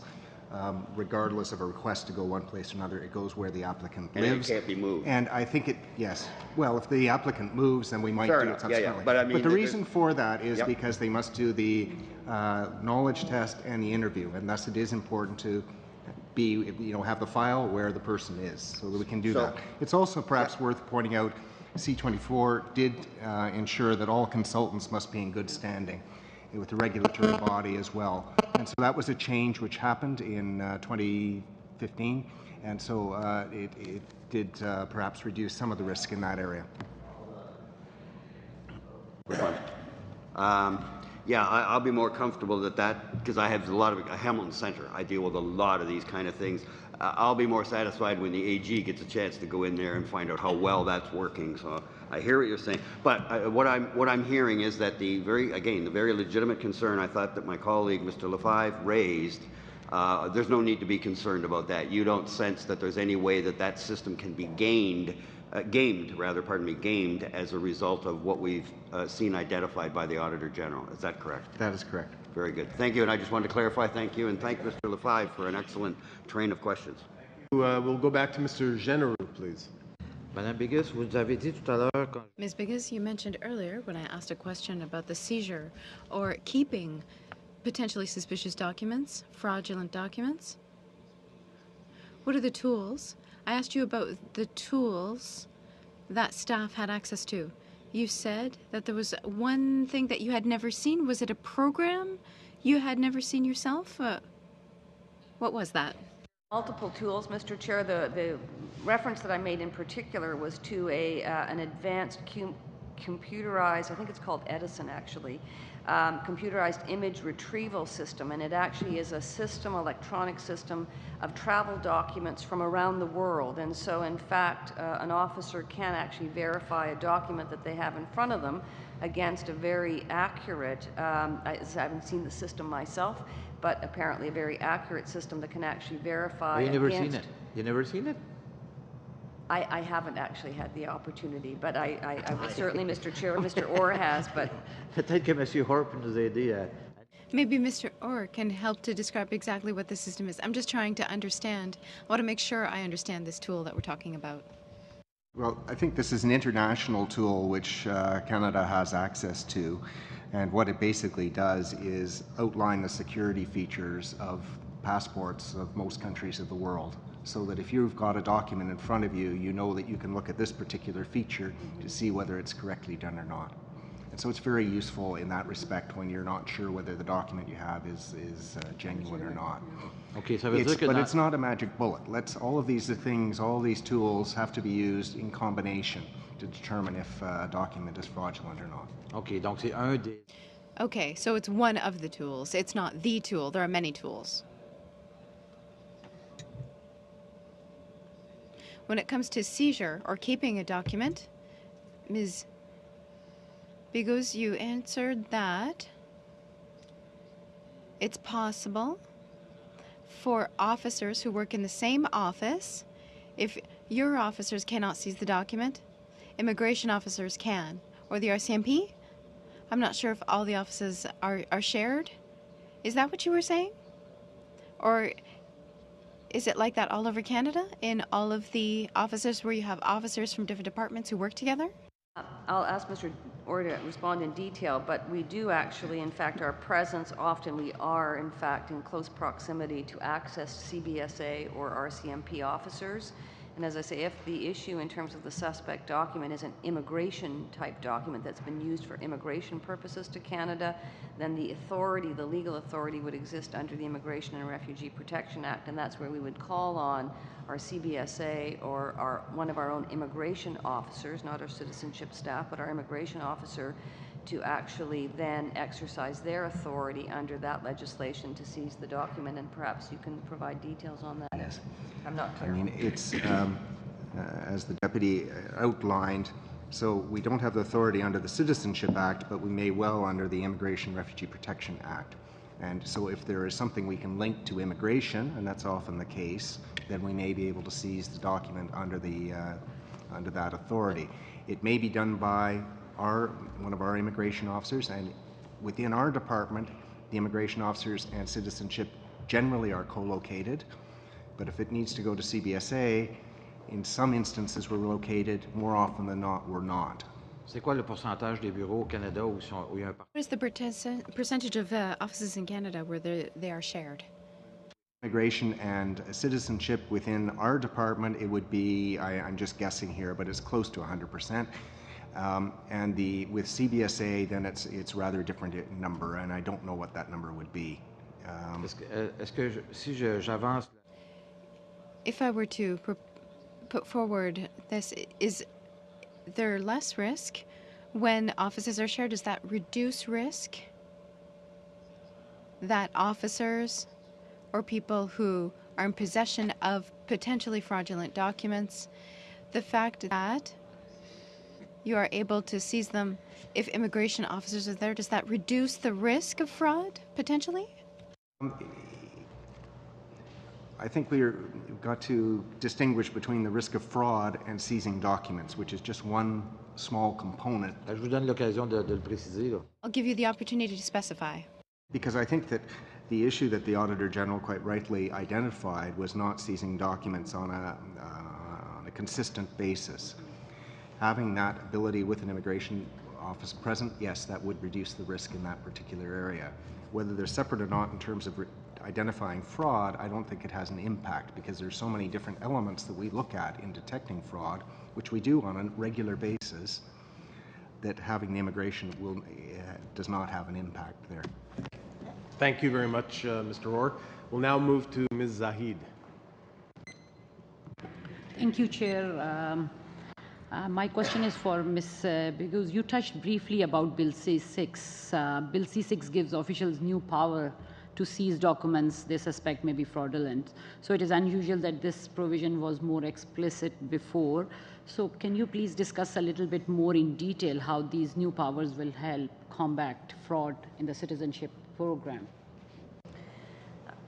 Mr. Chair, the provision in the legislation basically provides a new authority that has not been there previously to allow a citizenship officer, if they suspect a document that has been presented in front of them, to validate or help to substantiate their application for citizenship to Canada. It allows the officer, if they believe that there are reasonable grounds to believe that the document has been improperly obtained or improperly used or fraudulent, it allows that the officer under the minister's authority to seize the document. So that could include a passport if it's deemed to be suspect or problematic, an identity document, or to provide documentation providing evidence of residence in Canada. And so this will now provide the authority to an officer to be able to seize those documents for further investigation.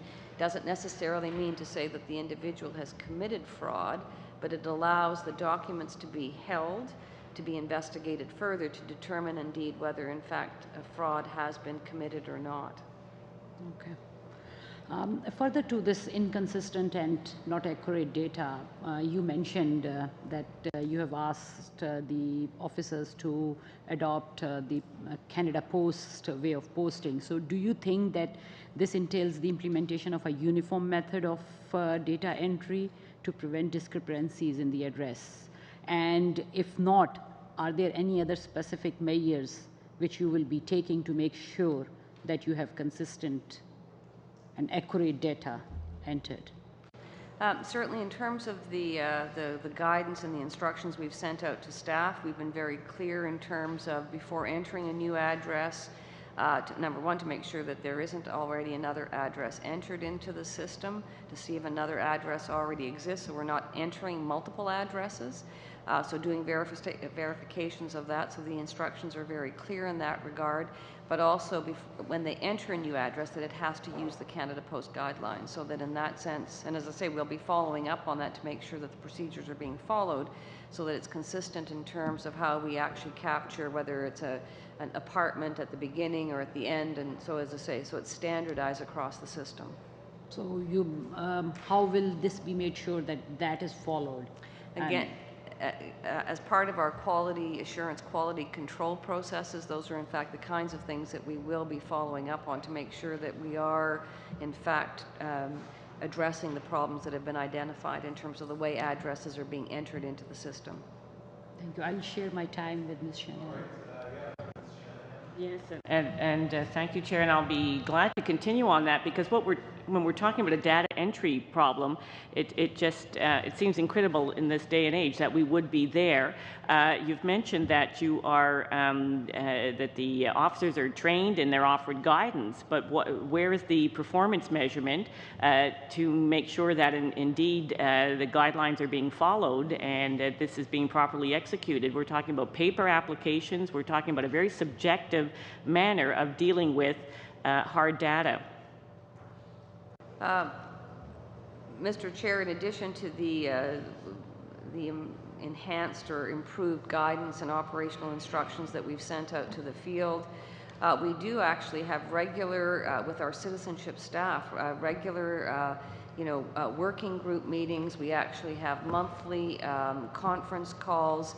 So to try to reinforce the procedures, again, I think the only way we can actually validate that these kinds of measures are in fact being followed is by quality assurance, quality control. So that basically is incumbent on us to ensure that, and we have a separate unit in our program integrity unit that will actually help us in doing that kind of quality control to go into the system, to validate, to do some targeting in terms of random targeting, but also, as I say, in terms of just specific exercises regularly to make sure that these kinds of issues are being addressed. Okay, do I have time, Chair?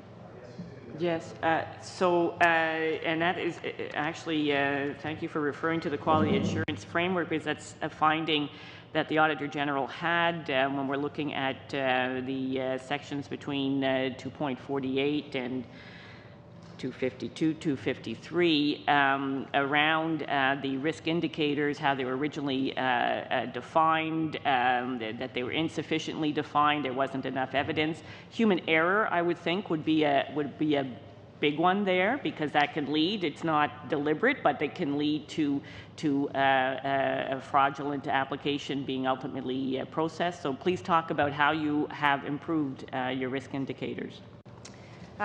In fact, we do have a process that, in fact, and which will document, in fact, and using evidence that we have based on, as I say, assessing cases that have been refused, looking at and going into the cases, analyzing the cases, as has been pointed out, in terms of what kind of issues were identified through that process. As well through the feedback that we have from our own staff in terms of where we know interviews have taken place, where issues have been identified.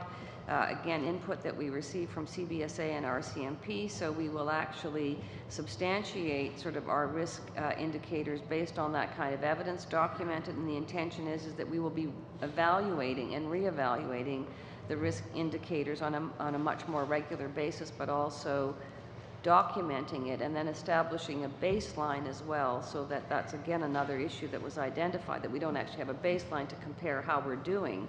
So in fact, that's part of our program integrity framework, is to establish a baseline and then monitor against that baseline in each and every subsequent period in terms of how we're doing, have we improved, how are the trends getting better or worse, and where have our own practices either improved or where there continue to be gaps. Thank you, and we look forward to seeing the follow-up on those measures. All right, Mr. Airy, I'll let you in here. We're getting close, but it's going to be like a minute. Thank you, Chair. I'll make it very quick. RCMP, in the management implementation action, you mentioned that The revisions will reflect what IRCC's information requirements for delivering its programs, as well as what is feasible and practical for the RCMP to provide. So it appears that it is possible that RCMP may not be able to provide all the time all the information what IRCC needs. If you can kindly answer that question in yes or no. I can repeat. So it is possible that RCMP may not be able to provide IRCC the information it needs because you may think that it is not feasible or practical.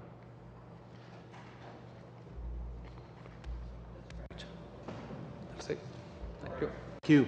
I think we're pretty well done. I do have a couple of questions. First of all, to Ms. Shanahan's question, she asked a question that dealt with data management and entry and problems. Like, this is an area of concern that our entire committee has, not just in this department, but like in every department. Well, better be careful. Like in many departments, we have heard of data problems, collection, maintaining, sharing, compromised data or data that was just wrong. So you did talk about quality control and a quality control framework.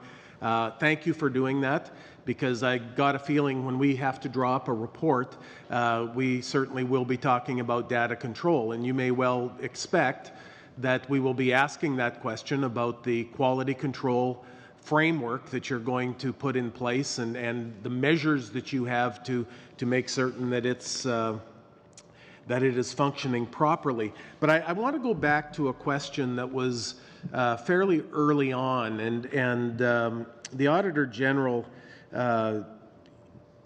in his paragraph Exhibit 2.4, gives us a little bit of a table or a issue where we have the problem of the inconsistent identification of multiple applicants using the same address. And the Auditor General in his report spoke about 50 individuals that were using the same address. And in answer to the question, you answered with a reasonable answer where you said that refugees come in and refugees will typically use temporary housing, and many times the temporary housing is the same for one refugee to the next refugee. But when we go back and look what the Auditor General actually said, and I'm going to read part of it for you, we found that officials working in local offices regularly identified problem addresses. So in other words, they recognize it as a problem address. It wouldn't be a problem address if they knew it was temporary housing for a refugee, but they recognized it as a problem address and forwarded them to the department headquarters. However, we also found examples where many applicants used the same address over several years, although none of the citizenship officers who processed their application noticed. So they didn't notice it. They missed that. For example, one address was used by at least 50 different applicants during overlapping time periods between 2008 and 2015. Among these applicants, 7 became Canadian citizens. Then it says, this address was eventually discovered in 2015 during a residency fraud investigation. Like, are you telling me that some of our temporary residents that we use for refugees coming in have been found out to be used in fraudulent investigations? So we keep using these addresses, we keep using these homes, and it's been found out to be a residency fraud investigation by Canadian Border Services Agency and added to the department's list of problem addresses. So can you give me a little bit more information? Like, I think we asked, and maybe the Auditor General, are you satisfied with the answer that we got about, well, there's different reasons, and one of the reasons is it's a refugee, refugee temporary address? Maybe to our Auditor General first, and then back to Ms. Biggis. Well, I think there are a couple of components to it, and I think the first one would be that the issue was about, as you so rightly just identified, was about problem addresses. So the fact that an address is used by multiple people may not be that it's a problem. But in these cases, we were dealing with addresses that had been identified as problem addresses, so therefore more work should have been done. Now, there's also cases where perhaps an address is used by multiple residents or by multiple applicants, in that case, it should be noticed and a question should be asked, and maybe the address is okay. You know, fundamentally, I think that just because an address is used by multiple people, and if it's something that is known to the department that it's used by multiple people because of, you know, they're refugees or whatever, then that address for that reason should not end up on the list of problem addresses. What we were concerned about was with when an address ends up on a list of problem addresses, then how is the department managing that? How are the officers treating that? And are they doing all of the steps that they should be doing when the department itself has already identified that the address is a problem address? But it sounds like even after being identified as problem addresses, other officials, for some reason, didn't recognize it as a problem address. And that was the point that we were making, was either it was identified by the department as a problem address but didn't end up in the system flagged as a problem address, or it did end up in the system flagged as a problem address, and when that person had made their application, the system identified it as a problem address, the citizenship officer didn't do any additional steps to investigate the fact that the person had provided that particular address. So certainly for us, you know, it wasn't an issue about multiple people using the address. It was when those addresses are identified as being a problem address, and then the types of things that you're talking about weren't done when we felt that those were the things that the citizenship officers should be doing, making sure that that information is properly captured in the system, and once it's properly captured in the system, making sure that the follow-up procedures are done. All right. Thank you very much. And again, this pretty well concludes our meeting today. A very interesting meeting. I think we all learned a lot, and we'll be, as I've stated, we'll be drawing up a report with recommendations in the future. And so you may be required on a future date to provide us more information or to come back before committee. But I would also give you the opportunity, and to our Auditor General as well, that if you leave this meeting and you begin to play over some of the answers that you had or the questions that were given, and if maybe you feel that you didn't quite adequately or you didn't explain it quite the way you wanted it explained, if you would ever want to send in another testimony or to follow up, I guess, with our clerk, we would encourage you to do it.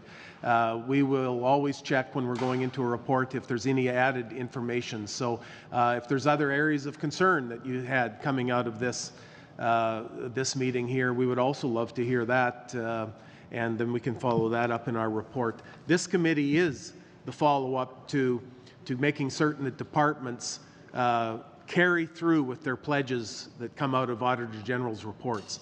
And we take that very serious. So we thank you for being here today, and we now adjourn this meeting.